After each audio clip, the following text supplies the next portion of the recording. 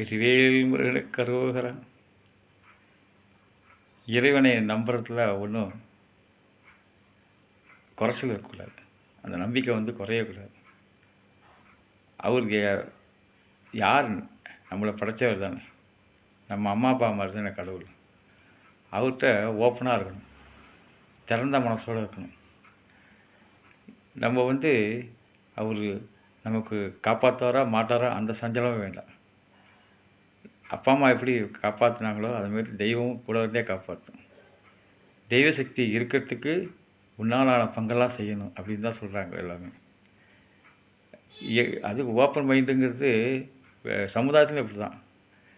நம்மளை பற்றின குணம் தெரிஞ்சுனாக்க இவர் இப்படிப்பட்டவர்ப்பா, இவர்கிட்ட இப்படி தான் இருக்கணும் அப்படிங்கிற மாதிரி தெரிஞ்சிடும். நம்பலாம். நம்ப வச்சு கழுத்திருக்க மாட்டார். உள்ள ஒன்று வச்சு வெளியே ஒன்று பேச மாட்டார். சொல்கிறது தான் செய்வார். அது சொல்லு வேறு செயல் வேறு கிடையாது. ஆசை கிடையாது, களவு கிடையாது, கோபம் கிடையாது. நல்ல நல்ல குணங்கள்லாம் இருக்குகிட்ட அப்படின்னு வெளிப்படையாக காமிக்கணும். நம்மக்கிட்ட தீய குணம் இருந்தால் கூட அதை அழிச்சிட்டு நல்லவன் மாதிரி நடிக்கக்கூடாது. நல்லவனாகவே வாழ்ந்துடணும். அதுதான் கடவுளுக்கு பிடிச்சது. அது நல்லவனாக வாழறது தான் பகைமை இல்லாமல் இருக்கும். அந்த பகைமைக்கு வேறு எது? நல்லவனாக நடிக்கிறது, நம்பகத்தன்மை இல்லாமல் இருக்கிறது. இதெல்லாம் பகைமைக்கு வேறு. வீட்டுக்குள்ளே கூட ஒருத்தருக்கு ஒருத்தர் புரிதல் இல்லைனாக்க அந்த வீடு கூட ஒரு சிறைச்சாலை போல தான் இருக்கும். 4 செவத்துக்குள்ளே ஒரு வெறுமையாக இருக்கும், விரக்தியாக இருக்கும். அதனால் மேக்சிமம் நம்பகத்தன்மை உள்ளவெல்லாம் வாழ்ந்துடணும். கடவுள் உன்னை நம்பணும், நீ கடவுளை நம்பணும். அதில் மாற்றம் கிடையாது. நம்மளோட தோல்வி இருக்குது, கஷ்டம் இருக்குது, கவலை இருக்குது. இதெல்லாம் எல்லார்ட்டையும் சொல்லிட்டு இருக்கிறத விட கடவுள்கிட்ட சொல்லினாக்கா ஒரு ஆறுதல். அவர் நல்லது சொன்னாலும் கேட்டுட்டு மௌனமாக தான் இருப்பார், கெட்டது சொன்னாலும் கேட்டு மௌனமாக தான் இருப்பார். அவருக்கு தெரியும் அவர் எதுக்காக என்னென்ன கொடுக்குறாரோ அதை நம்ம ஏற்றுக்கணும். எந்த பிரச்சனையும் தீர்த்துடலாம். அவரே பல தத்துவங்களை பல மகான்களும் சொல்லியிருக்காரு. So what next. அதனால என்ன அடுத்தது என்ன அப்படியே மாறிகிட்டே இருக்கணும் மனசு. அந்த பிரச்சனையிலே தேங்கி இருக்காது. எங்கிட்ட ஒப்படைச்சிட்டு இல்லை, நான் காப்பாற்றுறேன் அப்படிங்கிறது தான் கடவுள் தத்துவம். நம்ம அரவர மனசோட அவரை நம்பிட்டு நம்ம முயற்சியை செய்வோம் அப்படிங்கிறது இல்லை. நம்ம முயற்சி செய்யலாம், ஆனால் கடவுள் நம்பிக்கை எடுத்துகிட்டு போட்டு செஞ்சிட்டாக்கா அதில் எந்த பலனும் கிடையாது. நம்ம இந்த பரிதாபமாக அனுதாபமாக இருந்து மற்றவங்களோட கவனத்தை கவர வேண்டியதில்லை.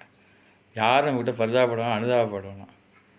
நம்ம இன்னொருத்தரை நாடி போய் செய்யலாம். கடவுளை நாடி செஞ்சாக்கா அவர் நிச்சயம் காப்பாற்றுவார். அதாவது நிகழ்காலத்தில் வாழணும். நிகழ்காலத்தில் வாழும்போது அந்த ப்ரெசன்ஸ் ஆஃப் மைண்டு சாதுரியமாக நம்ம காப்பாற்றுறதுக்கு டக்குன்னு நமக்கு கடவுள் கொடுத்தாரு. ஒரு கூட சொல்லுவாங்க, ஒரு இதில் விஷம் இருந்தால் இன்னொரு இறக்கையில் மருந்து இருக்கும்னு. அதுமாரி மனுஷனுக்குள்ளே அந்த தீர்வையும் கொடுத்துருப்பார். அது பதட்டத்துலேயும் பயத்துலேயும் மறந்துடுவோம். ஆனால் கடவுள் பக்தி இருக்கும்போது நிகழ்காலத்தில் வாழ்வோம். அப்போ உடனே அந்த பிரச்சனைக்கு தீர்வு நமக்கு கிடைக்கணும். இதெல்லாம் மனசு போடுற கணக்கு தான். இந்த மனக்கணக்கை கரெக்டாக போடணும். அதாவது அற்ப விஷயங்களெல்லாம் அப்புறம் தெரியணும். சின்ன சின்ன விஷயத்தெல்லாம் நினச்சிட்டு அப்போ இதனால் நம்ம என்ன அற்ப விஷயம்னா இதனால் ஆகிடுமோ அதனால் ஆகிடுமோ கிஷ்டியோ அப்படிலாம் பயப்பட வேணாம். அதெல்லாம் நல்லவங்களை தொடவே தொடாது. கவலைப்பட வேணாம். சந்தோஷமான தருணங்களை இழக்கிறதுனால நம்ம நல்லா சந்தோஷமாக இருக்கிற நேரத்தில் இது இருக்குமா நிலைக்குமா அப்படின்னு பயப்படுறதுனால என்ன ஆகும்? உள்ளபடியே எழுந்துடும். அது இருக்க வேணாம். கடவுளோட நம்பிக்கை இருந்தாக்கா அவர் பார்த்துப்பார். அதாவது பைசா பெறாத விஷயத்தை பற்றி கவலைப்படக்கூடாதுன்னு சொல்லுவாங்கள்ல.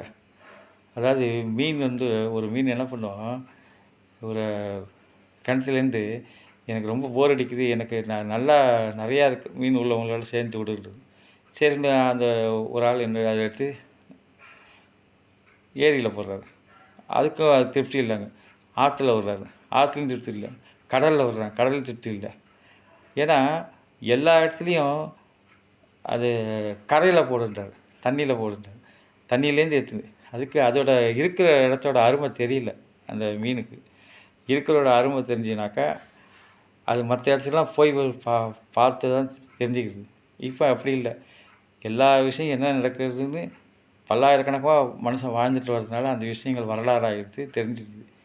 இந்த செயலை செஞ்சால் இது அதனால் சமயோஜிதமாக அந்த நல்ல பாதையிலே போயிட்டே இருந்து நம்ம அந்த நல்ல பாதையை ஸ்ட்ராங் படுத்துறதுக்கு என்ன செய்யணுமோ அது பண்ணணும். நீருக்குள்ளேயே இருந்துட்டு நீரோட அருமை தெரியலனா எப்படி? அதுவே இந்த வாழ்க்கையிலே இருந்துட்டு வாழ்க்கையோட அருமை தெரியலனா எப்படி? அது தெரிஞ்சுக்கிட்டோம். அடுத்தடுத்து வெற்றி தான் நமக்கு இறுதி இலக்கு.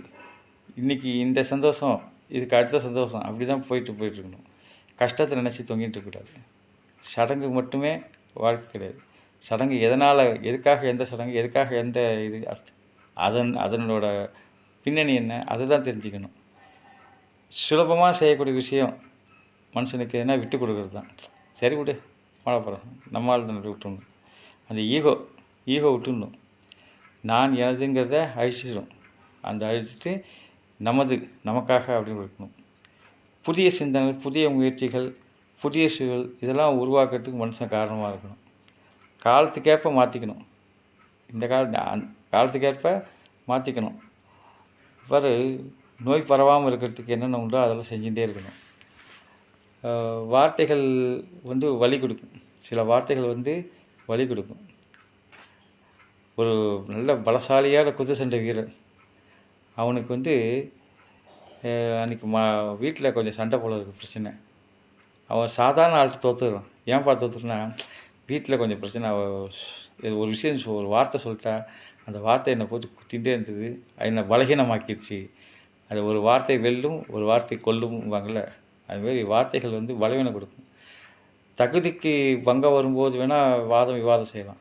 ஆனால் மற்றபடி வார்த்தையால் யாரையும் பலவீனப்படுத்தக்கூடாது. பிரச்சனையே நம்மக்கிட்ட இருக்கா இன்னொருத்தர் இருக்காங்கிறத முதல்ல புரிஞ்சுக்கணும். இந்த ஒரு பிரச்சனை உருவாகுது, சண்டை உருவாகுது, கலகம் உருவாகுது, குழப்பம் உருவாகுதுன்னா பிரச்சனை இல்லை, நம்மளே நினச்சிடக்கூடாது.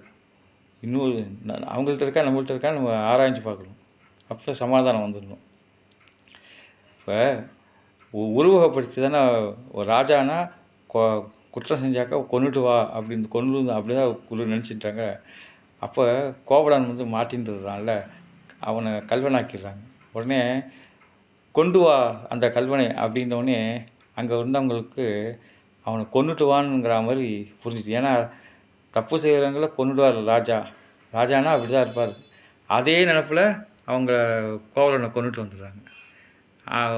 இது நீதி தவறுன மாதிரி ஆயிடுச்சுல்ல. அதுமாரி இந்த பிரச்சனை வர்றதுக்கு காரணம் யாரும் நம்ம முதலே தெரிஞ்சு வச்சுட்டு இருந்தோம். நாசுக்காக உணர்ச்சினா போதும்.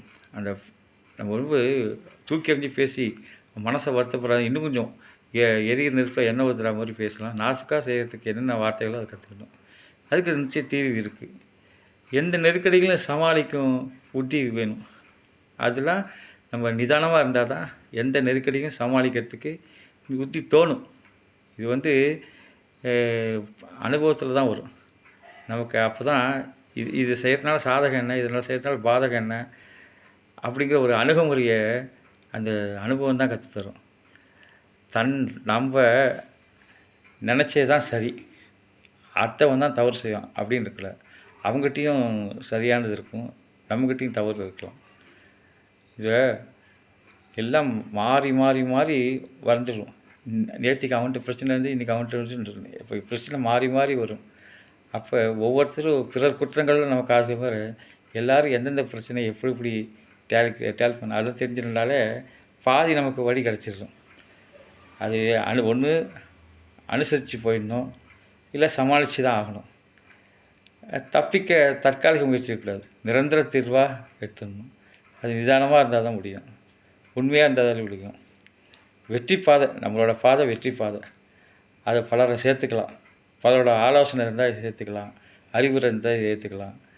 அதில் எதுவும் தவறு கிடையாது. நம்மளோட வெற்றி பாதையில் பாராட்டு கிடைக்கணும், தட்டி கொடுக்கணும், கை கோத்துட்டு வரணும், கூடி இருக்கணும்.